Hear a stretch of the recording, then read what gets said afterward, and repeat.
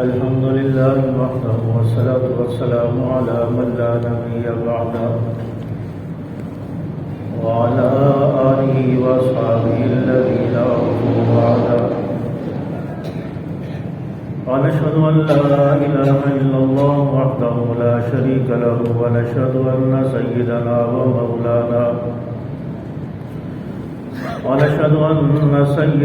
ومولانا محمدا عبده ورسوله المبعوث إلى الأسود والأحمر لتتميم مكارم الأخلاق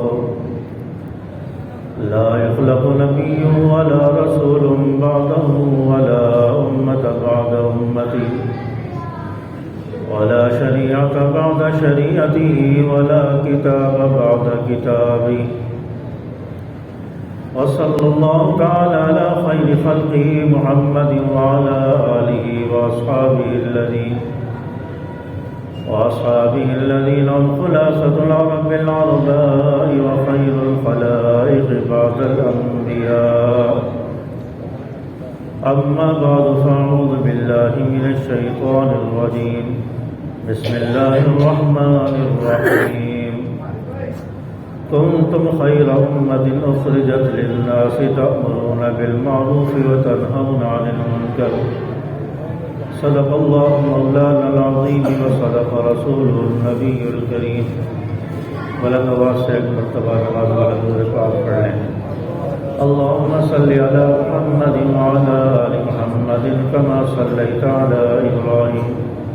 وعلى آل إبراهيم إنك حميد مجيد اللهم بارك على محمد وعلى آل محمد كما باركت على إبراهيم وعلى آل إبراهيم إنك حميد مجيد میرے واجب الاحترام بزرگوں، دوستوں، عزیز ساتھیوں، آج جمعۃ المبارک کے موقع پر آپ حضرات سے مخاطب ہونے کا شرف حاصل ہو رہا ہے۔ پروردگار عالم سے دعا ہے کہ وہ مجھے جو کچھ کہا جائے اور جو کچھ سنا جائے ہم سب کو اس پر عمل کی توفیق عطا فرمائے اور مجھے حق اور سچ کہنے کی توفیق عطا فرمائے۔ آج چونکہ جامعہ حیدریہ خیرپور سندھ میں امام اہل سنت کانفرنس ہو رہی ہے اور تمام قیادت اس کانفرنس میں شرکت کے لیے خیرپور پہنچ چکی ہے اور علامہ رب نواز حنفی صاحب بھی اسی کانفرنس میں شرکت کے لیے گئے ہیں، تو اس لیے آپ حضرات کے سامنے آج مخاطب ہونے کا موقع مل رہا ہے۔ میں نے آپ حضرات کے سامنے جو آیت پڑھی کنتم خیر امۃ اخرجت للناس، اس کے مصداق سب سے پہلے لوگ صحابہ ہیں۔ آپ علیہ السلام کی آمد سے پہلے دنیا کا جو ماحول تھا، دنیا کا جو دستور تھا، وہ آپ نے سنا ہے کہ کئی دن کی لڑائیاں تھیں، کئی دن کے جھگڑے تھے، چھوٹی چھوٹی باتوں پر سارا سال کی لڑائیاں اور کئی قبیلے قتل ہو گئے۔ عورت کی کوئی عزت نہیں تھی، عورت کی بولیاں لگتی تھی، عورت کو فروخت کیا جاتا تھا، اس کا جسم بیچا جاتا تھا، اور اس کے علاوہ عرب کے اندر یہ دستور تھا کہ کئی عورتوں سے ایک وقت میں نکاح کیا جاتا تھا، 4 سے زیادہ عورتیں، 10 20 عورتوں سے لوگ نکاح کر لیا کرتے تھے، تو یہ دستور بھی تھا۔ اور اس کے علاوہ عورتوں پر ظلم بہت زیادہ ہوتا تھا، تو سارا معاشرہ تھا، آپس میں لوگ دست و گریباں تھے۔ تو ایسے حالات میں، ایسے موقع پر ایک رہنما کی ضرورت تھی، ایک مسیحا کی ضرورت تھی، ایک ایسے قائد کی ضرورت تھی جو آ کر لوگوں میں محبتیں بانٹے، جو آ کر لوگوں کی لڑائیوں کو ختم کرے، جو لوگ آپس میں دست و گریباں ہیں ان کو شیر و شکر بنائے۔ تو اللہ تبارک و تعالی نے جناب محمد الرسول اللہ صلی اللہ علیہ وسلم کا انتخاب فرمایا۔ آپ صلی اللہ علیہ وسلم آئے، پھر آپ صلی اللہ علیہ وسلم 40 سال عرب کے اندر رہے۔ نبوت ملنے سے پہلے تجارت بھی کرتے رہے، لوگوں سے ملنا جلنا بھی ہے، لوگ آپ کو صادق اور امین مانتے، تمام عرب کے لوگ آپ کو صادق اور امین کہتے ہیں۔ پھر 40 سال کی عمر کو پہنچے تو آپ کو نبوت ملی اور آپ کو فرات کی چوٹی پر جا کر نبوت کا اعلان کرنے کو کہا گیا۔ تو آپ صلی اللہ علیہ وسلم نے نبوت کا اعلان فرمایا، اور آپ صلی اللہ علیہ وسلم کی نبوت کے اعلان کے بعد آپ صلی اللہ علیہ وسلم پر جو تکلیفیں آئی ہیں، جو پریشانیاں آئی ہیں، جو مصائب و آلام کا سامنا آپ کو کرنا پڑا، وہ آپ جانتے ہیں، آپ نے سنا ہے کس طرح آپ صلی اللہ علیہ وسلم کو پتھر مارے گئے، آپ کو ساحر اور مجنون، آپ کو جادوگر کہا گیا، آپ کو آپ کی نبوت کا انکار کیا گیا۔ تو پھر یہ سلسلہ کئی عرصے تک، کئی سالوں تک چلتا رہا۔ اس کے بعد پھر جو لوگ آپ کے ساتھ آتے چلے گئے، جن لوگوں نے آپ کا کلمہ پڑھا، آپ پر ایمان لائے، وہ صحابہ بنتے چلے گئے۔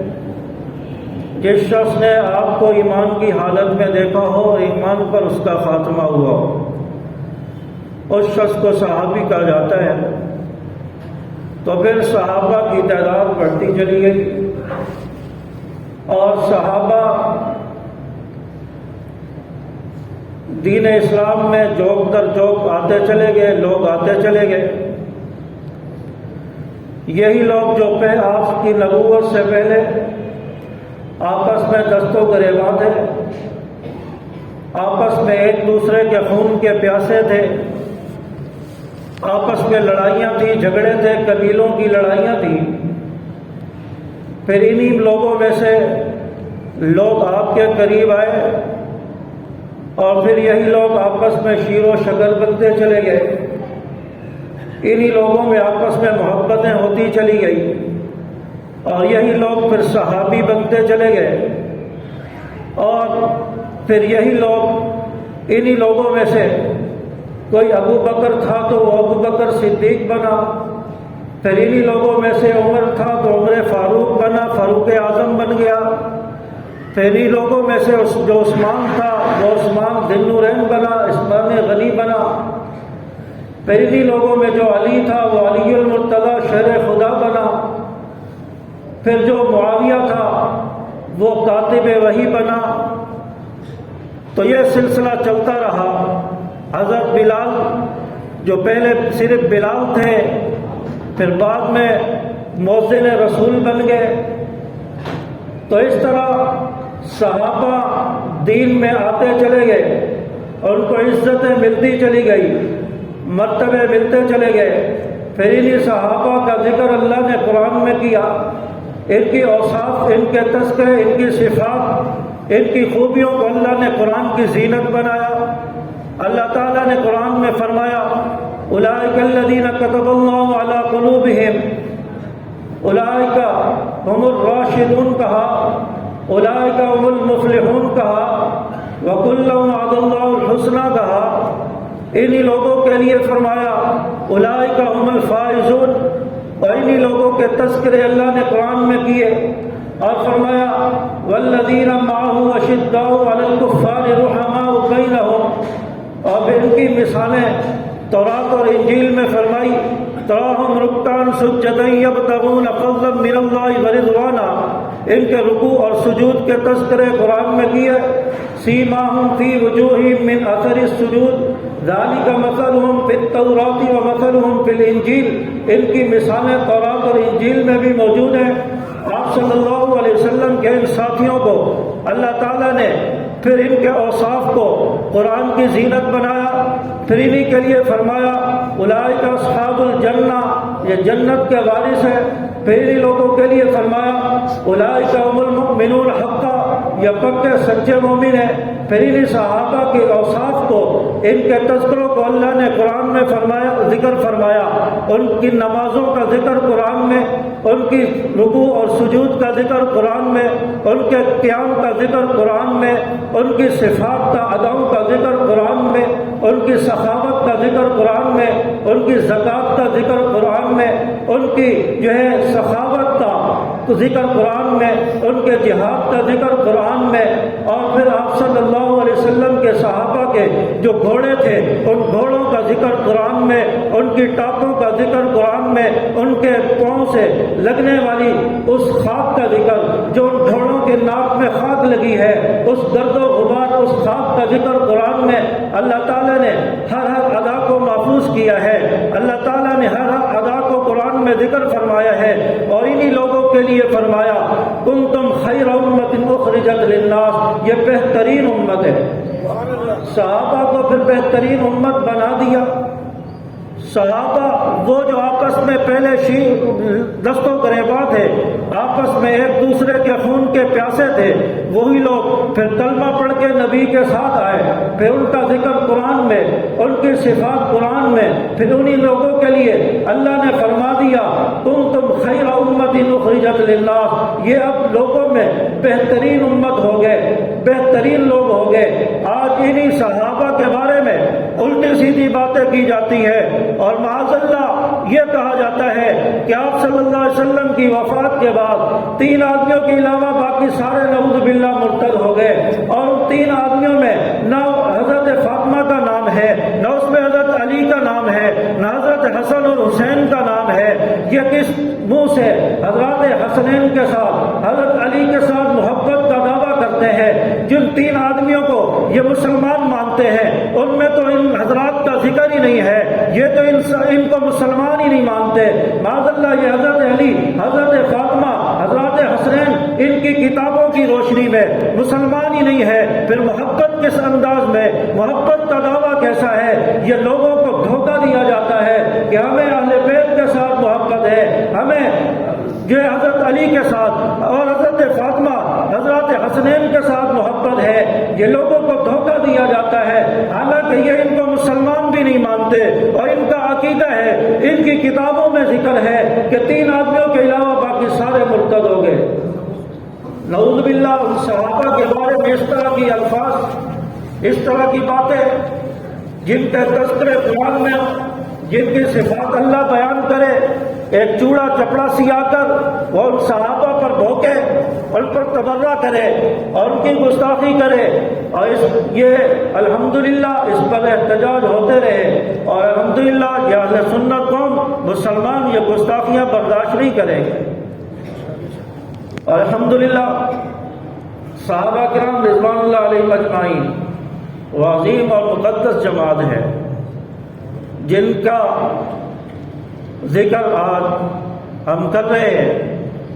اور جس کی وجہ سے ہماری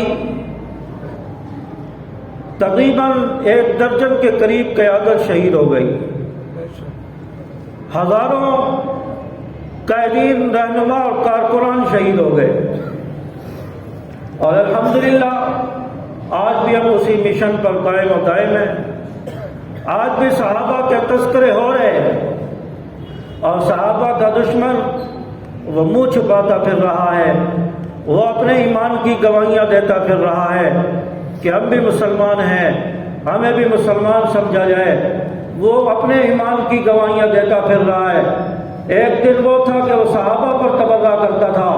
اور ہم صحابہ کے ایمان کی گواہیاں دیتے تھے اور لوگوں کو بتاتے تھے کہ صحابہ مسلمان ہیں۔ یہ طبقہ صحابہ کو برا بھلا کہتا ہے، یہ سب طبقہ صحابہ پر طعن و تشنیع کرتا ہے۔ آج الحمدللہ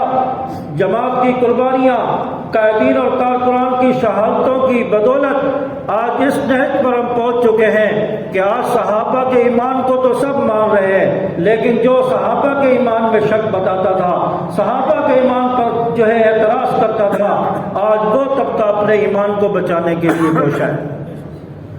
تو الحمدللہ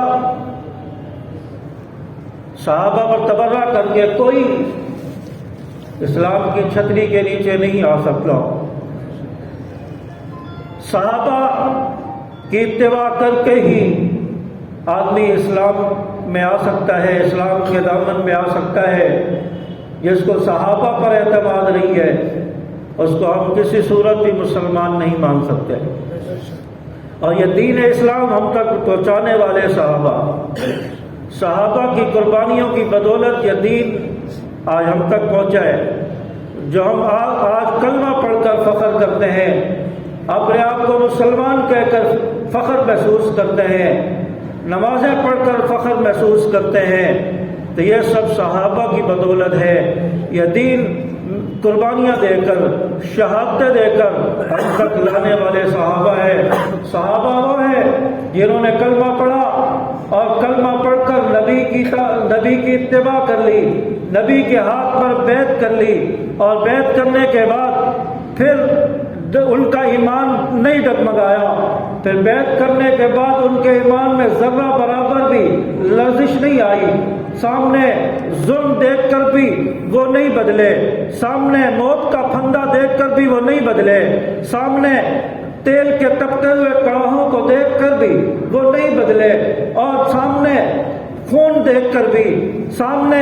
تلواریں دیکھ کر بھی ان کے ایمان میں ذرا برابر لرزش نہیں آئی، اور وہ ایمان پر ثابت قدم رہے۔ اور صحابہ نے کہہ دیا ہماری جان تو جا سکتی ہے، ہماری گردن تو کٹ سکتی ہے، لیکن ایمان نہیں جا سکتا، نبی پر کوئی آنچ نہیں آنے دیں گے۔ اور یہاں تک کہ صحابہ کو یہ کہا گیا، حضرت خباب کو یہ کہا گیا کہ ہم آپ کو تخت دار پر لٹکا رہے ہیں، اگر آپ کہتے ہو کہ آپ کی جگہ ہمارے نبی کو لٹکا دیا جائے اور مجھے چھوڑ دیا جائے، ہم آپ کے نبی کو لے آئیں یا نہ لے آئے، ہم آپ کو چھوڑ دیں گے، آپ کو تخت دار پر نہیں لٹکائیں گے۔ تو وہ صحابی کہتے ہیں کہ میں یہ بات نہیں کہہ سکتا، میری 100 جانیں ہوتی، میں یکے بعد دیگرے تخت دار پر چڑھتا چلا جاتا، لیکن میں یہ بات نہیں کہہ سکتا کہ میرے نبی کو اس جگہ پر لا کر تخت دار پر لٹکایا جائے، یہ بات میری زبان سے نہیں نکل سکتی۔ چوچا صحابہ وہ تھے جنہوں نے ہر قسم کی سختیاں برداشت کر کے بھی دین کو نہیں چھوڑا، نبی کو نہیں چھوڑا۔ حضرت بلال رضی اللہ تعالیٰ عنہ کو ریت پر لٹایا جا رہا ہے، تپتی ہوئی ریت پر لٹا کر اوپر سے کوڑے مارے جا رہے ہیں، سینے پر پتھر رکھے جا رہے ہیں، اور کہا جا رہا ہے کہ کلمہ چھوڑ دے، نبی کا نام لینا چھوڑ دے۔ حضرت بلال عہد کی صدائیں لگاتے ہیں، کہتے ہیں کہ میں کلمہ نہیں چھوڑ سکتا، میری جان جا سکتی ہے، میری روح پرواز کر سکتی ہے، لیکن میں اپنے نبی کو کسی صورت بھی نہیں چھوڑ سکتا۔ اور یہ صحابہ قربانیاں دے کر، انہوں نے محنت کر کے، انہوں نے اپنی جانوں کے نذرانے پیش کر کے آج ہم تک دین پہنچایا ہے۔ اور الحمدللہ ہمیں اس بات پر فخر ہے کہ ہماری قیادت نے بھی صحابہ کی سنت کو زندہ کیا، ہمارے کارکنان نے بھی صحابہ کی سنت کو زندہ کیا، تخت دار پر چڑھ گئے، سولیوں پر لٹکا دیا گیا، گولیاں ماری گئی، اور اسی طرح اور بہت سارا ظلم کیا گیا، اور بہت سارے مسائل و علام آئے، لیکن انہوں نے بھی اپنے مشن کو نہیں چھوڑا، دفاع صحابہ کو نہیں چھوڑا۔ اور الحمدللہ یہی وجہ ہے کہ آج کامیابیاں مل رہی ہیں، اور آج الحمدللہ اپنے مشن پر کامیاب ہو رہے ہیں۔ آج اسمبلیوں کے اندر بھی ناموس صحابہ بل پیش ہو چکا ہے، آج ایک سیاسی جماعت کا ورکر بھی ناموس صحابہ بل پیش کرتا ہوا نظر آتا ہے، آج ایک سیاسی کارکن، سیاسی جماعت کا ورکر وہ بھی صحابہ کا دفاع اسمبلی میں کرتا ہوا نظر آتا ہے۔ تو یہ ہماری جماعت کی قربانیاں ہیں، شہداء کے خون کی برکت ہے۔ اور الحمدللہ جماعت اپنے منزل اور اپنے جو مشن ہے اس کو پورا کرے گی اور اپنی منزل پر پہنچ کر دم لے گی۔ اور الحمدللہ بہت ساری فتوحات ہو چکی ہیں، اور یہ سارا کچھ صحابہ کی بدولت ہے۔ اور میں نے شروع میں آیت پڑھی کنتم خیر امۃ اخرجت للناس، یہ آیت آپ صلی اللہ علیہ وسلم پر نازل ہوئی، اور اس کے سب سے پہلے مصداق اور سب سے پہلے مخاطب صحابہ تھے۔ اور حضرت عمر رضی اللہ تعالیٰ عنہ فرماتے ہیں کہ اگر یہاں کنتم کی جگہ انتم ہوتا تو اس سے پوری امت مراد ہوتی کہ تمام امت بہترین امت ہے، لیکن یہاں پر اللہ تعالیٰ نے کنتم کا لفظ ذکر فرمایا، کنتم کا صیغہ ذکر فرمایا، اس سے خاص لوگ مراد ہیں، یعنی صحابہ کی جماعت مراد ہے۔ اور کنتم خیر امت اخرجت للناس سے صحابہ مراد ہے۔ اسی آیت کے ذیل میں علامہ آلوسی رحمۃ اللہ علیہ نے روح المعانی کے اندر لکھا کہ اس آیت کنتم خیر امت اخرجت للناس سے امت کا ہر فرد مراد ہے جس کے اندر یہ صفات موجود ہوں جو صحابہ کی صفات ہیں، وہ جن لوگوں کے اندر موجود ہوں وہ ہر شخص خیر امت میں وہ شامل ہے، وہ ہر فرد بہترین امت میں شامل ہے۔ اس لیے اپنے اندر انسان صحابہ والے صفات لانے کی کوشش کرے، صحابہ کے کردار کو زندہ کرنے کی کوشش کرے، صحابہ نے کس طرح دین پر عمل کیا، صحابہ نے کس طرح دین کو پھیلایا، کس طرح محنت کی، کس طرح انہوں نے امانت داری کے ساتھ، دیانت داری کے ساتھ دین ہم تک پہنچایا ہے۔ مسلمان کو بھی دیانت داری، امانت داری کو اپنے اندر پیدا کرنا ہوگا، اپنے اندر اخلاص کو پیدا کرنا ہوگا۔ جب اخلاص ہوگا تو پھر بہترین امت میں بھی شامل ہوں گے، پھر اس کے بعد کامیابیاں بھی ملے گی، پھر انسان جو ہے منزل کی طرف بھی بآسانی چلنا شروع ہوگا۔ یہ رکاوٹیں تب آتی ہے کہ نام تو ہم صحابہ کا لے لیتے ہیں لیکن عمل نہیں کرتے، صحابہ کی سیرت کا مطالعہ نہیں کرتے، صحابہ کو دیکھتے نہیں ہیں، صحابہ نے کس طرح دین پر عمل کیا، صحابہ کے اوصاف کیا تھے۔ اس لیے ہم چونکہ صحابہ کے سپاہی کہلاتے ہیں، صحابہ کے نوکر صحابہ کے سپاہی کہلاتے ہیں، غلامان صحابہ کہلاتے ہیں، ہمیں تو صحابہ کی سیرت کا مطالعہ کرنا چاہیے، صحابہ کی سیرت کو اپنانا چاہیے تاکہ ہمیں بھی دیکھ کر لوگ جو ہیں ایمان کی طرف آئے، ہمیں بھی دیکھ کر لوگ متاثر ہو، ہمیں بھی دیکھ کر لوگ کہیں کہ ہاں واقعی صحابہ کا غلام جا رہا ہے، ہاں واقعی صحابہ کا محب جا رہا ہے، صحابہ سے محبت رکھنے والا جا رہا ہے۔ جب یہ ایسے ہیں تو صحابہ کیسے ہوں گے؟ جب ان کا کردار ایسا ہے تو صحابہ کا کردار کیسا ہوگا؟ اس لیے ہم جب اپنے آپ کو صحابہ کا غلام کہتے ہیں، اپنے اندر وہ صفات بھی لانی چاہیے، اپنے اندر وہ چیزیں بھی لانی چاہیے تاکہ ہمیں دیکھ کر لوگ متاثر ہو، ہمیں دیکھ کر لوگ صحابہ کو یاد کریں۔ ایسا نہ ہو کہ ہمارے کردار کو دیکھ کر لوگ کہیں کہ ان کا کردار ایسا ہے تو صحابہ کیسے ہوں گے؟ تو اس لیے ہر کام میں، ہر بات میں، ہر عمل میں صحابہ کی اتباع ضروری ہے۔ آج مسلمان نے اپنے کردار کو بدل دیا، آج مسلمان نے دین کا حلیہ بگاڑ دیا۔ کہتے تو ہم اپنے آپ کو مسلمان ہیں لیکن عمل ہمارے مسلمانوں والے نہیں ہوتے، عمل ہمارے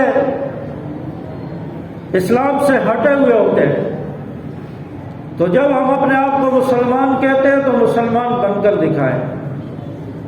اپنے آپ کو مسلمان ظاہر کر کے دکھائیں۔ آج ہمارا حلیہ وہ نبی سے نہیں ملتا، صحابہ سے نہیں ملتا،